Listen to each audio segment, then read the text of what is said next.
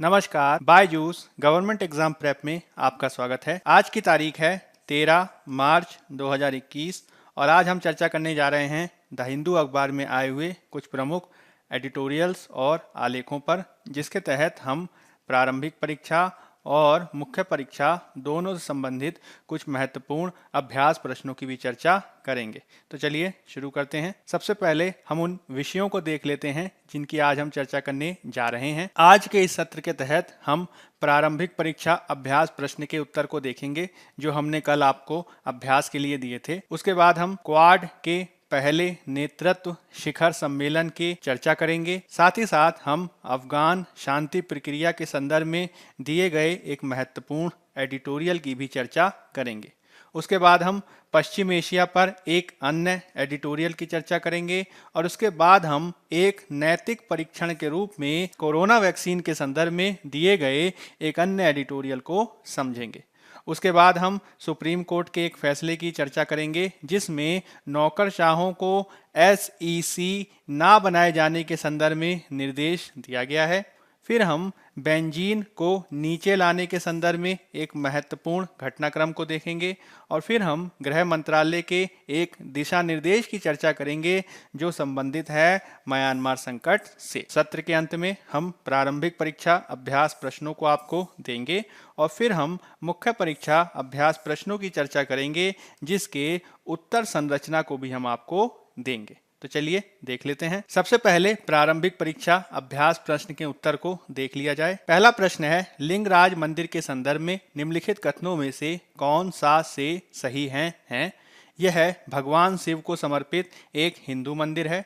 यह चूना पत्थर से निर्मित किया गया है और वास्तुकला की कलिंग शैली का एक उत्कृष्ट उदाहरण है। विकल्प हैं केवल एक, केवल दो, दोनों कि इनमें से कोई नहीं। तो इसका सही उत्तर है केवल एक, यानी केवल पहला कथन ही इसके संदर्भ में सही है। अगला प्रश्न है, इलेक्ट्रॉनिक वोटिंग मशीन के संदर्भ में निम्नलिखित कथनों पर विचार कीजिए। ईवीएम का प्रयोग पहली बार तमिलनाडु में वर्ष 1982 में किया गया था। ईवीएम्स में नोटा सहित अधिकतम 64 उम्मीदवारों के नामों को समाविष्ट किया जा सकता है। ईवीएम और वीवीपैट के संचालन के लिए विद्युत की आवश्यकता होती है। उपर्युक्त कथनों में से कौन से कथन गलत हैं? तो इसमें केवल 1 और 3 कथन गलत हैं, यानी 1 और 3, और दूसरा वाला जो कथन है वो हमारा सही है। तो हमारा उत्तर हो जाएगा सी, केवल 1 और 3। अगला प्रश्न है, हाल ही में चर्चा में रहा दस्तलिक भारत और किस देश के मध्य एक संयुक्त सैन्य अभ्यास है? कजाकिस्तान, ताजिकिस्तान, तुर्कमेनिस्तान की उज्बेकिस्तान। तो सही उत्तर है इसका डी, उज्बेकिस्तान। अगला प्रश्न है, गांधार कला शैली के संदर्भ में निम्नलिखित कथनों में से कौन सा से सही है? यह अद्वितीय रूप से ग्रीक रोमन कला शैली से संबंधित है। बामियान में बुद्ध की मूर्तियां इसका उदाहरण हैं।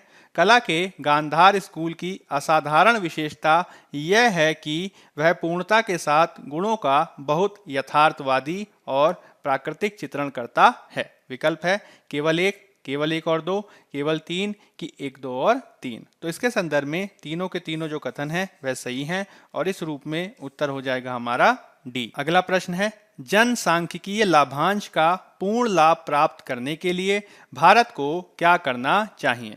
कौशल विकास को बढ़ावा देना चाहिए, अधिक संख्या में सामाजिक सुरक्षा योजनाओं को शुरू करना चाहिए, शिशु मृत्यु दर को कम करना चाहिए कि उच्च शिक्षा का निजीकरण करना चाहिए?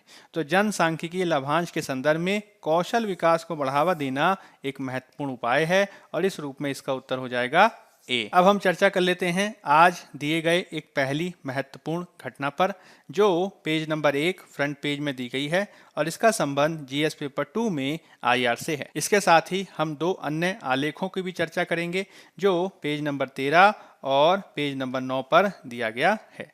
यह संदर्भित है क्वाड के शिखर सम्मेलन से, जिसमें क्वाड समूहन का पहला नेतृत्व शिखर सम्मेलन आयोजित किया गया है। भारत के प्रधानमंत्री नरेंद्र मोदी, ऑस्ट्रेलिया के प्रधानमंत्री स्कॉट मॉरिसन, जापान के प्रधानमंत्री योशिहिदे सुगा और अमेरिकी राष्ट्रपति जो बाइडेन के द्वारा वर्चुअल आधार पर इसे आयोजित किया गया है। इन नेताओं द्वारा खुले व मुक्त इंडो पैसिफिक क्षेत्र पर काफी बल दिया गया और साथ ही साथ अनेक नवीन क्षेत्रों पर सहयोग को बढ़ाने की बात भी की गई है, जिसमें वैक्सीन, जलवायु परिवर्तन, उभरती हुई तकनीक तक पहुंच आदि महत्वपूर्ण हैं। अगर हम बात करें क्वाड, जिसे फुल फॉर्म के रूप में क्वाड्रिलैटरल बैठक के रूप में जाना जाता है, तो यह नाटो की भांति एक सैन्य संगठन नहीं है, अपितु एक अनौपचारिक रणनीतिक वार्ता मंच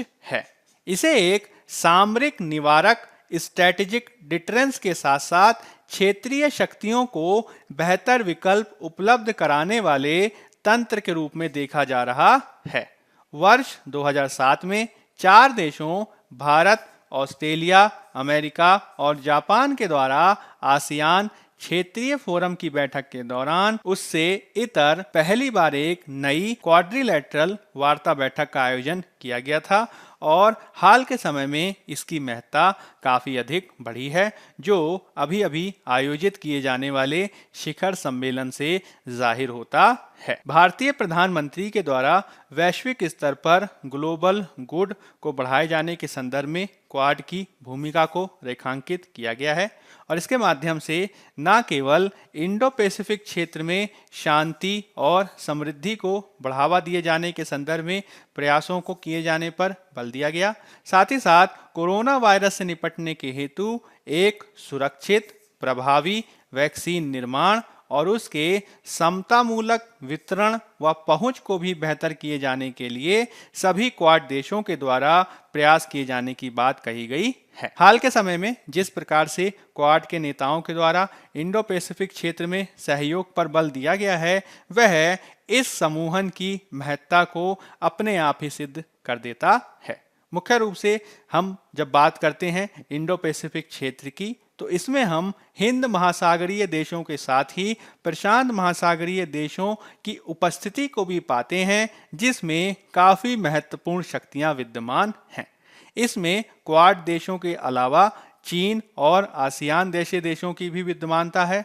हालांकि जिस प्रकार से हाल के वर्षों में इस इंडो पैसिफिक क्षेत्र में चीन की शक्तियां बढ़ रही हैं, इसके समानांतर रूप में क्वाड देशों की चिंताएं भी बढ़ी हैं, जिसके चलते हाल के समय में क्वाड को एक बेहतर रणनीतिक वार्ता मंच के रूप में स्थापित किए जाने पर बल दिया गया है। पिछले 2 से 3 सालों में इसको काफी बेहतर मंच के रूप में स्थापित करने के साथ ही महत्वपूर्ण रूप से इंडो पैसिफिक क्षेत्र में शांति और समृद्धि के साथ ही क्वाड के सदस्य राष्ट्र इस बात के लिए भी प्रयास कर रहे हैं कि किस प्रकार से सदस्य राष्ट्रों के मध्य सहयोग को बढ़ावा देने के साथ ही इसको विविधीकृत भी किया जा सके, और इस रूप में हालिया शिखर सम्मेलन के महत्व को समझा जा सकता है। अनेक विशेषज्ञों द्वारा इसे एशियाई नाटो के रूप में परिभाषित किया गया है। हालांकि खुद क्वाड के राष्ट्र इसे किसी देश विशेष के विरुद्ध ना बताकर इंडो पैसिफिक क्षेत्र में सहयोग को बढ़ाने के लिए कार्य करने की आवश्यकता पर बल देते हैं। खुद क्वाड के नेताओं द्वारा अपने संबंधों को विविधीकृत किए जाने की दिशा में एक तो वैक्सीन के क्षेत्र में एक्सपर्ट वर्किंग ग्रुप के निर्माण की बात कही गई है,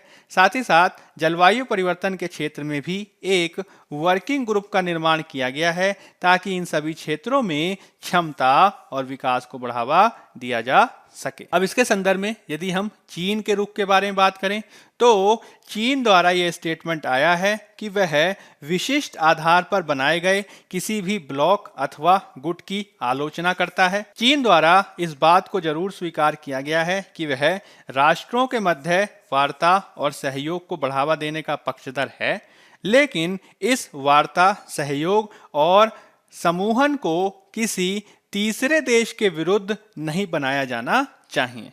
चीन का यह जो रुख है वह मुख्य रूप से चीन द्वारा जाहिर की जाने वाली आशंकाओं और चीन के विशेषज्ञों द्वारा क्वाड को चीन के विरुद्ध बनाए जाने वाले एक गठबंधन के रूप में देखे जाने से है, और इसी आधार पर इसकी आलोचना भी की जा रही है। हालांकि हाल के समय में हमें चीन अमेरिका संबंधों में आए हुए तनावों को भी देखना होगा। विशेष रूप से डोनाल्ड ट्रंप के काल में अमेरिका और चीन के मध्य विविध प्रकार के तनावपूर्ण संबंधों को देखा गया, चाहे वो व्यापार के क्षेत्र में हो, चाहे वो तकनीक के क्षेत्र में हो, चाहे वो अन्य क्षेत्रों में हो। हालिया नवीन राष्ट्रपति जो बाइडेन के काल में यह आशा की जा रही है कि पूर्ववर्ती अमेरिकी राष्ट्रपति की तुलना में वर्तमान में चीन अमेरिका संबंध सुधरेंगे। हालांकि इसको लेकर अभी भी पूर्ण निश्चितता से कुछ नहीं कहा जा सकता है। क्वाड की बैठक में भी चीन के संदर्भ में वार्ता की गई, जिसमें मुख्य रूप से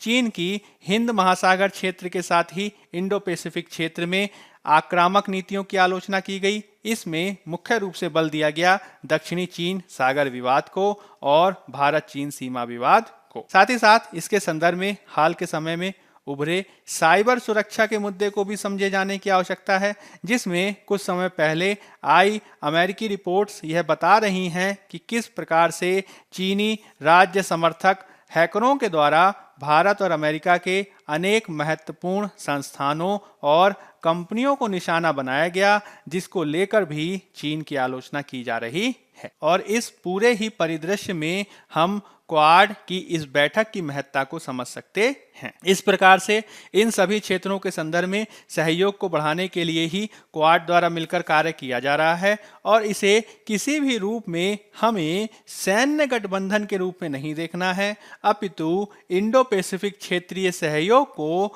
बढ़ावा देने वाले संगठन के रूप में देखे जाने की आवश्यकता है। अब हम चर्चा कर लेते हैं पेज नंबर 6 में दिए गए एक अन्य आर्टिकल की, जिसका संबंध जीएस पेपर 2 में आईआर से है। इसके साथ ही हम चर्चा करेंगे पेज नंबर 13 में दिए गए एक अन्य आलेख की, जो इसी से संबंधित है। मुख्य रूप से यह संदर्भित है अफगान शांति प्रक्रिया से, और अफगान शांति प्रक्रिया में जिस प्रकार के नवीन घटनाक्रम देखे गए हैं उनकी हम चर्चा करने जा रहे हैं। पिछले कुछ महीनों से अफगान शांति प्रक्रिया लगातार चर्चा का विषय बनी हुई है, जिसमें मुख्य रूप से फरवरी 2020 में जो अमेरिका और तालिबान के मध्य दोहा वार्ताएं प्रारंभ हुई, उसके बाद से ही यह आशा की जा रही थी कि अफगानिस्तान में शांति स्थायी रूप से स्थापित हो सकेगी। लेकिन इसमें जिस तरीके की सीमाएं हैं, इसमें जिस तरीके से तालिबान का रुख है, उसे लेकर बहुत सारे विशेषज्ञों ने आशंकाएं भी जाहिर की हैं। यदि हम पृष्ठभूमि के बारे में बात करें तो 2001 एक ऐसा साल रहा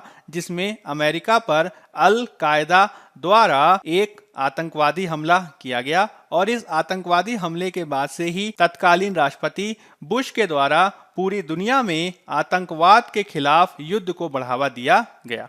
इसी क्रम में अमेरिका द्वारा 2001 में अफगानिस्तान पर हमला भी किया गया और उस समय शासन कर रहे तालिबान को उनकी सत्ता से हटा दिया गया।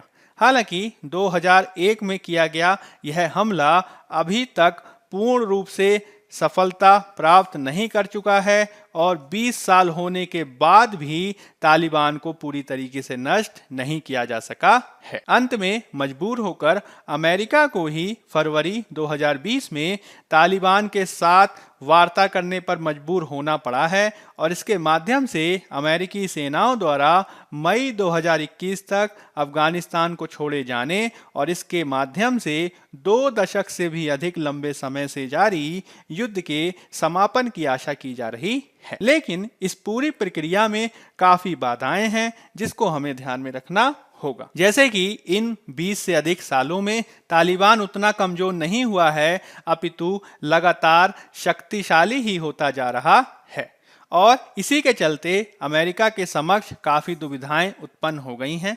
अमेरिका के समक्ष यह दुविधा है कि एक ओर तो तालिबान कमजोर नहीं हुआ, वहीं दूसरी ओर यदि मई 2021 के बाद अमेरिकी सेनाएं पूरी तरीके से अफगानिस्तान से हट जाएंगी तो क्या ऐसा नहीं हो सकता कि अमेरिकी सेनाओं की वापसी होने के तुरंत बाद ही तालिबान के द्वारा फिर से अफगानिस्तान पर कब्जा कर लिया जाए। यही कारण है कि अमेरिका अब प्रयास कर रहा है कि इसमें एक शांति स्थायी रूप से स्थापित करने के लिए प्रयास किया जा सके, और इसी की पृष्ठभूमि में अमेरिका द्वारा एक नवीन प्रस्ताव रखा गया है। प्रस्ताव के तहत अफगान राष्ट्रपति को पत्र लिखकर अमेरिकी विदेश मंत्री के द्वारा एक संयुक्त अंतरिम सरकार बनाए जाने का प्रस्ताव रखा गया है, जिसमें तत्कालीन अफगान सरकार के साथ ही तालिबान के प्रतिनिधियों को भी शामिल किया जाएगा। और इसके माध्यम से यह आशा की जा रही है कि तत्कालीन अफगानिस्तान सरकार और तालिबान के मध्य वार्ता के द्वारा अफगानिस्तान में शांति प्रक्रिया को बेहतर ढंग से अंजाम दिया जा सके। हालांकि इस प्रकार के प्रस्ताव के बावजूद जो चिंताएं हैं वह अभी तक पूर्ण रूप से दूर नहीं हुई हैं। जैसे कि तालिबान से आप वार्ता करेंगे, तालिबान को आप सरकार बनाने के लिए आमंत्रित करेंगे, तो क्या इस बात की गारंटी है कि तालिबान से वार्ता किए जाने के बावजूद अफगानिस्तान में हिंसा कम हो जाएगी? क्या तालिबान के सत्ता में भागीदारी करने से संविधान द्वारा जो प्रदान की गई मानवीय स्वतंत्रताएं हैं, संविधान द्वारा प्रदान की गई महिला अधिकार हैं, क्या वो समाप्त तो नहीं हो जाएंगे? और इसी पृष्ठभूमि में हमें ये समझना होगा कि किस प्रकार से तालिबान का खतरा अभी भी विद्यमान है, जिसको दूर किए जाने के संदर्भ में अमेरिका के साथ अफगानिस्तान को भी कार्य किए जाने की आवश्यकता है। अब इसी के तहत एक अन्य घटनाक्रम में रूस और अन्य देशों के द्वारा भी इस बात का समर्थन किया गया है कि अफगानिस्तान में शांति को बनाए रखने के लिए एक अफगान अंतरिम सरकार को संयुक्त आधार पर स्थापित किया जाए, और वर्तमान में इसके तहत अमेरिका, रूस, चीन, पाकिस्तान और भारत आदि देश प्रयास कर रहे हैं। हालांकि इन प्रयासों के बावजूद अभी भी शांति प्रक्रिया पूर्ण रूप से स्थापित नहीं हुई है, जिसके लिए हमें और भी प्रयासों को किए जाने की आवश्यकता है। मुख्य रूप से इसमें हमें इस बात पर बल देना होगा कि इस पूरी शांति प्रक्रिया को स्थायी रूप देने के लिए मुख्य शर्त इस बात पर भी आधारित होनी चाहिए कि तालिबान के द्वारा हिंसा के मार्ग को छोड़ना अत्यंत आवश्यक है। उसके द्वारा लोकतांत्रिक प्रक्रिया में अहिंसा के मार्ग पर चलते हुए भागीदारी करने की आवश्यकता है। तभी अफगान नेतृत्व वाली शांति को स्थायी रूप से स्थापित किया जा सकेगा, और यही भारत का भी रुख है जो हमें समझे जाने की आवश्यकता है। अब हम बात कर लेते हैं पेज नंबर 6 में दिए गए एक अन्य एडिटोरियल की, जिसका संबंध जीएस पेपर 2 में आईआर से है। यह संबंधित है पश्चिम एशिया में शांति को बनाए रखने के लिए भारत और दक्षिण कोरिया जैसे तेल आयातक देशों द्वारा पश्चिम एशिया में अपनी रुचि को बढ़ाए जाने से। हाल ही में भारत और दक्षिण कोरिया की सेनाओं के द्वारा पश्चिम एशिया में किए जाने वाले एक महत्वपूर्ण सैन्य अभ्यास डेजर्ट फ्लैग में हिस्सा लिया गया, जिसमें भारत और दक्षिण कोरिया के अलावा यूएई, संयुक्त अरब अमीरात, बहरीन, फ्रांस, सऊदी अरब, अमेरिका द्वारा भी भाग लिया गया। और यह इस बात का द्योतक है कि किस प्रकार से भारत पश्चिम एशिया में अपनी रुचि को बढ़ा रहा है। भारत की पश्चिम एशिया में जो रुचि बढ़ी है वह कई कारणों के चलते है, क्योंकि पश्चिम एशिया से भारत की 80% से अधिक कच्चे तेल की आवश्यकताएं पूरी होती हैं। साथ ही साथ बड़ी संख्या में भारतीय वहां पे रोजगाररत हैं, जिनके द्वारा बड़ी संख्या में विदेशी मुद्रा भी भारत में भेजी जाती है। इस प्रकार से भारत की अर्थव्यवस्था, भारत की ऊर्जा सुरक्षा जो है वह कहीं ना कहीं पश्चिम एशिया की शांति और स्थायित्व से जुड़ी हुई है। हालांकि इसके विपरीत अमेरिका लगातार पश्चिम एशिया से अपनी निर्भरता को कम कर रहा है, जिसके तहत अमेरिका ने खुद से ही तेल के उत्पादन को बल दिया है, जिसमें मुख्य रूप से अमेरिका द्वारा शेल क्रांति पर बल दिया गया है। और शेल क्रांति के तहत शेल तेल और शेल गैस के उत्पादन के माध्यम से अब अमेरिका इतना समर्थ हो गया है कि उसे पश्चिम एशिया के तेल पर ज़्यादा निर्भर नहीं रहना पड़ता है। और अमेरिका जिस प्रकार से अपनी रुचि को कम कर रहा है, उसकी तुलना में पश्चिम एशिया में जटिलताएं लगातार बढ़ती जा रही हैं। हाल के समय में पश्चिम एशिया में कुछ नवीन घटनाक्रम भी देखे गए हैं, जिसमें ईरान परमाणु समझौते में अमेरिका वापस आ गया है। इजराइल के साथ अनेक अरब राष्ट्रों द्वारा शांति प्रक्रिया को बनाए रखने के लिए अब्राहम समझौता किया गया है, जिसमें यूएई, बहरीन आदि शामिल हैं। और शांति प्रक्रिया को बढ़ावा दिए जाने के बावजूद सीरिया और यमन में युद्ध जारी है। साथ ही साथ ईरान, सऊदी अरब देशों में तनाव निरंतरता के आधार पर विद्यमान है, जिससे भारत की चिंताएं भी बढ़ जाती हैं। इसके तहत हमें ईरान पर प्रतिबंधों के चलते भारत पर पड़ने वाले दबाव को भी समझना होगा, जिससे भारत जो ईरान से अपना तेल आयात करता था वह बंद करने के लिए भारत को मजबूर होना पड़ा। इससे भारत के लिए तेल आयात महंगे हुए हैं और इसका प्रभाव भारत की ऊर्जा सुरक्षा पर नकारात्मक रूप से पड़ा है। इन सभी कारणों के चलते हाल के समय में भारत की रुचि बढ़ी है पश्चिम एशिया में, और इसके संदर्भ में अनेक विशेषज्ञों द्वारा भी ये कहा जा रहा है कि भारत को अपने हितों के चलते पश्चिम एशिया में सक्रियता के आधार पर सहयोग को बढ़ाने की आवश्यकता है। साथ ही साथ पश्चिम एशिया में अमेरिका के घटती रुचि की पृष्ठभूमि में भारत और दक्षिण कोरिया जैसे देशों को अपने हितों को बढ़ावा देने के लिए कार्य करने की आवश्यकता है।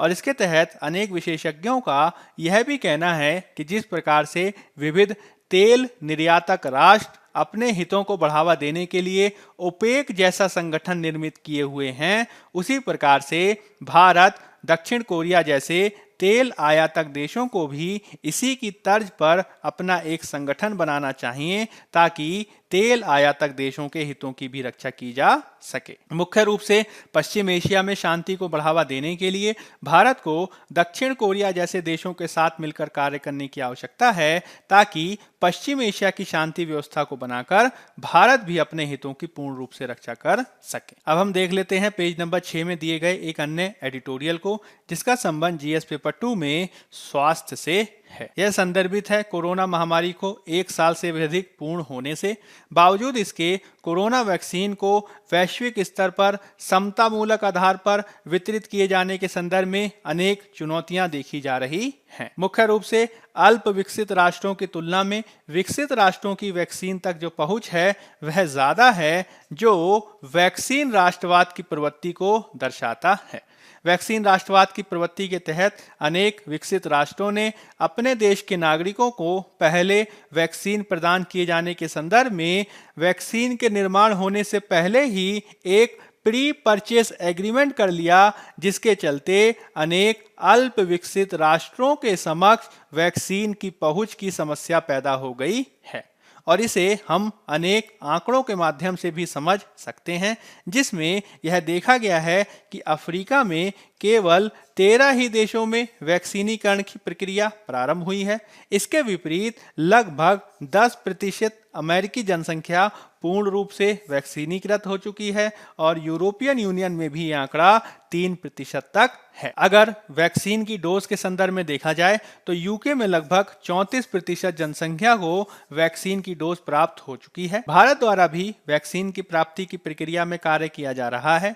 हालांकि 100 व्यक्तियों की तुलना में मात्र 1.91 व्यक्तियों को ही डोज प्राप्त हुई है और भारत अपनी कुल जनसंख्या का मात्र 0.3% जनसंख्या को ही पूर्ण रूप से वैक्सीनीकृत कर पाया है, जिसके संदर्भ में कार्य किए जाने की आवश्यकता है। भारत द्वारा अपनी छवि को बेहतर बनाए जाने के संदर्भ में अनेक राष्ट्रों को वैक्सीन कूटनीति के संदर्भ में वैक्सीन दी गई है। हालांकि इसके बावजूद अभी भी करोड़ों की संख्या में लोग ऐसे विद्यमान हैं जिनको वैक्सीनीकृत किया जाना होगा और इसके लिए WHO और संयुक्त राष्ट्र को मिलकर कार्य करना होगा। भारत द्वारा मार्च से जुलाई की अवधि में लगभग 25 करोड़ जनसंख्या को वैक्सीनीकृत करने का लक्ष्य रखा गया है, जिसको पूरा किए जाने के लिए त्वरितता के आधार पर कार्य किए जाने की आवश्यकता है।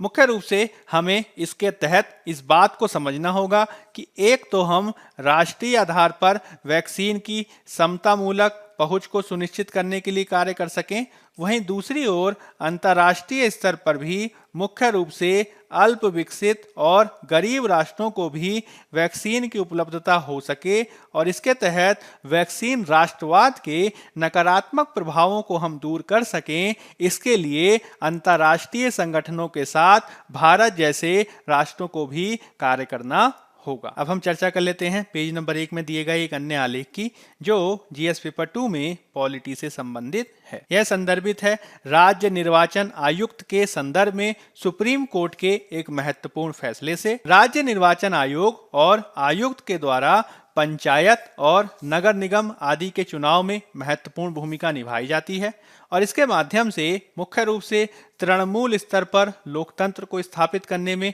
काफी महत्वपूर्ण भूमिका निभाई जाती है। हालांकि राज्य निर्वाचन आयोग की महत्वपूर्ण भूमिका के बावजूद इन पर हाल के समय में सरकारी नियंत्रण देखा गया है, जिसके चलते निर्वाचन की स्वतंत्रता पर कई बार प्रश्न खड़े हो जाते हैं और इसी के संदर्भ में अब सुप्रीम कोर्ट का फैसला आया है। फैसले के तहत सुप्रीम कोर्ट ने कहा है कि राज्य निर्वाचन आयुक्त का जो पद है वह सरकारी नियंत्रण से मुक्त होना आवश्यक है और किसी भी तत्कालीन सेवारत नौकरशाह द्वारा राज्य निर्वाचन आयुक्त के पद को धारण करना सही नहीं है और एक स्वतंत्र व्यक्ति के द्वारा ही इस प्रकार के पद को धारण किया जाना चाहिए।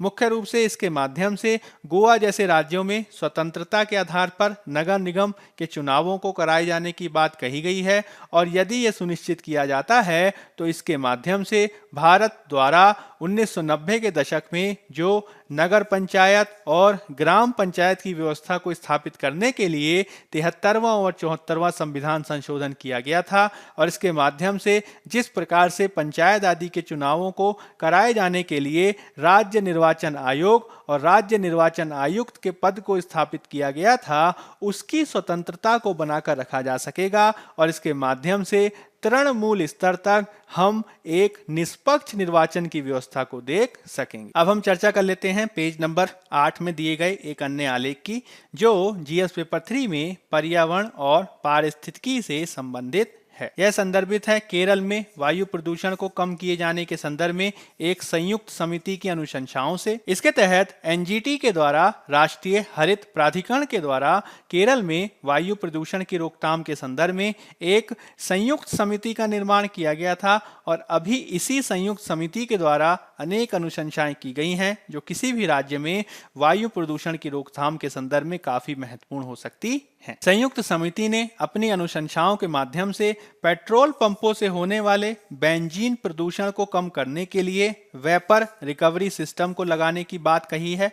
साथ ही साथ पुराने पड़ चुके डीजल वाहनों के उत्सर्जन मानकों को सुधारने के लिए भी उसमें पार्टिकुलेट फिल्टर्स आदि को लगाए जाने की बात कही गई है। समिति का मत है कि वर्तमान में जब हम पेट्रोल पंप से पेट्रोल आदि भराते हैं तो इस प्रक्रिया में बेंजीन के प्रदूषण को देखा जाता है, जिसको कम किए जाने के संदर्भ में कुछ तकनीकों का प्रयोग किया जाना चाहिए। इसमें एक महत्वपूर्ण यंत्र जिसे हम वेपर रिकवरी सिस्टम कहते हैं वह काफी महत्वपूर्ण हो सकता है, जिसको हमें अपनाना होगा। साथ ही साथ संयुक्त समिति के द्वारा कुछ अन्य अनुशंसाएं भी की गई हैं, जिसमें डीजल संचालित जनरेटर्स में उत्सर्जन मानकों को कठोरता से लागू करना, डीजल वाहनों को सीएनजी वाहनों में परिवर्तित करने के लिए प्रयासों को करना, बैटरी संचालित वाहनों और विद्युत संचालित वाहनों पर अधिक बल देना, साथ ही साथ पुराने पड़ चुके डीजल वाहनों को चरणबद्ध आधार पर हटाना और सड़कों के किनारे हरित क्षेत्रों का विकास करना भी महत्वपूर्ण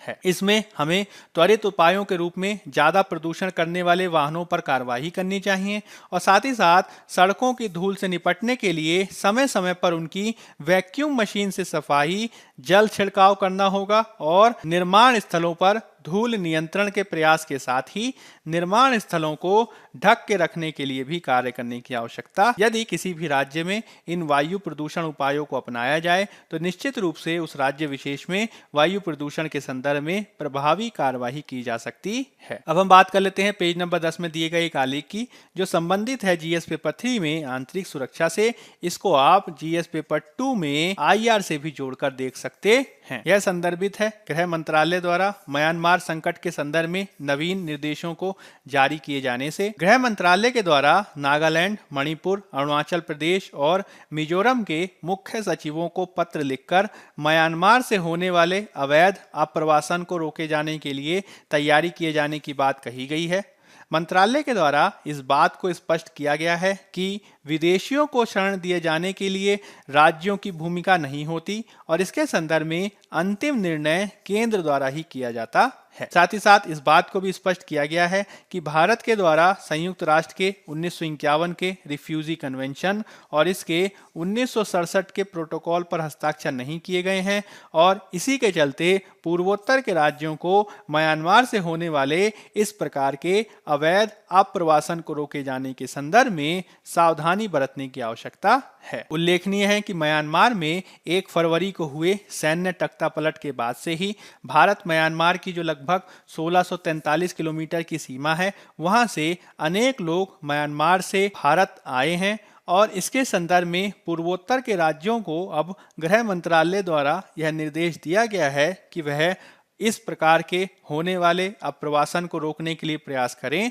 और इसके संदर्भ में गृह मंत्रालय ने जो 2017 और 2018 में विविध प्रकार की गाइडलाइन जारी की हैं, उनको भी पालन किया जाना चाहिए। अब हम प्रारंभिक परीक्षा के अभ्यास प्रश्नों को देख लेते हैं। जैसा कि हमने आपको बताया है, हम इसके उत्तर आपको नहीं बताएंगे, आपको कमेंट बॉक्स में इसका उत्तर देना है। हम कल के डीएनए में इसके उत्तर की चर्चा करेंगे। पहला प्रश्न है, निम्नलिखित कथनों पर विचार कीजिए। राज्य निर्वाचन आयुक्त को राज्यपाल द्वारा नियुक्त किया जाता है। राज्य निर्वाचन आयोग एक अतिरिक्त संवैधानिक प्राधिकरण है जो राज्यों में ग्रामीण एवं शहरी स्थानीय निकायों और विधान परिषदों के चुनाव का आयोजन करता है। उपर्युक्त कथनों में से कौन सा से सही हैं? केवल एक, केवल दो, दोनों की कोई नहीं। अगला प्रश्न है, निम्नलिखित कथनों में से कौन सा से सही हैं? मुख्य सूचना आयुक्त एवं सूचना आयुक्त केंद्र और राज्य स्तर पर 5 साल के कार्यकाल के लिए पद धारण करेंगे। राज्य के मुख्य सूचना आयुक्त एवं सूचना आयुक्तों राज्य स्तर पर का वेतन चुनाव आयुक्तों और राज्य सरकार के मुख्य सचिव के वेतन के बराबर होगा। विकल्प है केवल एक, केवल दो, दोनों की कोई नहीं। अगला प्रश्न है, त्वरित सुधारात्मक कार्यवाही फ्रेमवर्क के संदर्भ में निम्नलिखित कथनों में से कौन सा से सही हैं? कमजोर वित्तीय मैट्रिक्स वाले बैंकों को आरबीआई द्वारा कड़ी निगरानी में रखा जाता है। यदि कोई बैंक संकट की ओर बढ़ रहा है तो पीसीए का उद्देश्य नियामक के साथ साथ निवेशकों और जमाकर्ताओं को सचेत रहने में सहायता करना है। पीसीए ढांचा एक नियामक को विशिष्ट प्रतिबंध लगाने की अनुमति देता है, जैसे लाभांश का भुगतान रोकना या नई बैंक शाखाएं स्थापित करने पर प्रतिबंध लगाना। विकल्प हैं केवल एक और दो, केवल दो और तीन, केवल एक और तीन की एक, दो और तीन। अगला प्रश्न है, निम्नलिखित कथनों में से कौन सा से सही हैं? भारत विश्व में सीमेंट का सबसे बड़ा उत्पादक है। केंद्रीय प्रदूषण नियंत्रण बोर्ड द्वारा सीमेंट उद्योगों को अत्यधिक प्रदूषणकारी उद्योगों के रूप में वर्गीकृत किया गया है। विकल्प है केवल एक, केवल दो, दोनों की कोई नहीं। अब यूपीएससी में आए हुए एक पूर्व वर्ष के प्रश्न को देख लेते हैं। हाल ही में चर्चा में रही फोर्टालेजा घोषणा किसके मामलों से संबंधित है? आसियान, ब्रिक्स, ओईसीडी या डब्ल्यूटीओ। अब मुख्य परीक्षा के लिए प्रश्नों को देख लेते हैं। पहला प्रश्न है, इंडो पैसिफिक में उभरती हुई गतिशीलता का मूल्यांकन पहले क्वाड शिखर सम्मेलन के संदर्भ में करें। 250 शब्द, 15 अंक। दूसरा प्रश्न है, अफगानिस्तान को 2 बुरे विकल्पों के साथ पेश किया गया है। इसे तालिबान के साथ युद्ध और साझा शक्ति के बीच चयन करना है। आलोचनात्मक चर्चा करें। 250 शब्द, 15 अंक। जब हम मूल्यांकन की बात करते हैं तो मूल्यांकन के तहत आपको दिए गए कथन की जांच करनी होती है और जांच करने के साथ ही आपको न केवल विवरण प्रस्तुत करना होगा और विवरण के साथ ही आप चाहें तो कुछ सीमाएं भी बता सकते हैं और अपनी तरफ से आपको अपने विचारों को भी प्रस्तुत करना चाहिए। जब हम बात करते हैं आलोचनात्मक चर्चा की, तो चर्चा के तहत तो जहां एक ओर आप अधिक से अधिक आयामों की प्रस्तुति करेंगे, वहीं दूसरी ओर आलोचना के तहत आप इसकी कुछ सीमाओं को भी बताएंगे। पहले प्रश्न की उत्तर संरचना देख लेते हैं। भूमिका के तहत आप सबसे पहले क्वाड का परिचय देंगे और उसके बाद आप हाल ही में हुए क्वाड शिखर सम्मेलन की चर्चा करते हुए मुख्य रूप से क्वाड के द्वारा जिस प्रकार से इंडो पैसिफिक क्षेत्र में महत्व को दर्शाया गया है और इसके संदर्भ में जो नवीन पहले की गई हैं उसकी आप चर्चा करेंगे। साथ ही साथ इसमें आप चीन और अन्य देशों के रुख को भी स्पष्ट करेंगे, जिसमें आप क्वाड की कुछ सीमाओं की भी चर्चा कर सकते हैं। और उसके बाद फिर आप एक सकारात्मक निष्कर्ष प्रस्तुत करेंगे, जिसमें मुख्य रूप से आप बल इंडो पैसिफिक क्षेत्र में शांति और व्यवस्था को बनाए रखने पर देंगे। दूसरे प्रश्न की उत्तर संरचना को देख लेते हैं। इसकी भूमिका में आप अफगानिस्तान में शांति प्रक्रिया का परिचय देंगे। फिर आप शांति प्रक्रिया में अमेरिका और तालिबान की भूमिका को स्पष्ट करते हुए हालिया घटनाक्रम को बताएंगे और इसमें सीमा के रूप में आप दोनों के समक्ष उपस्थित दुविधाओं को स्पष्ट कर सकते हैं।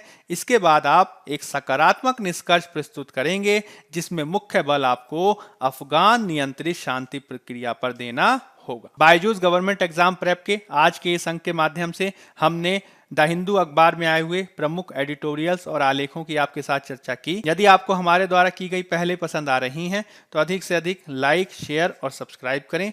आज के अंक में फिलहाल इतना ही। धन्यवाद।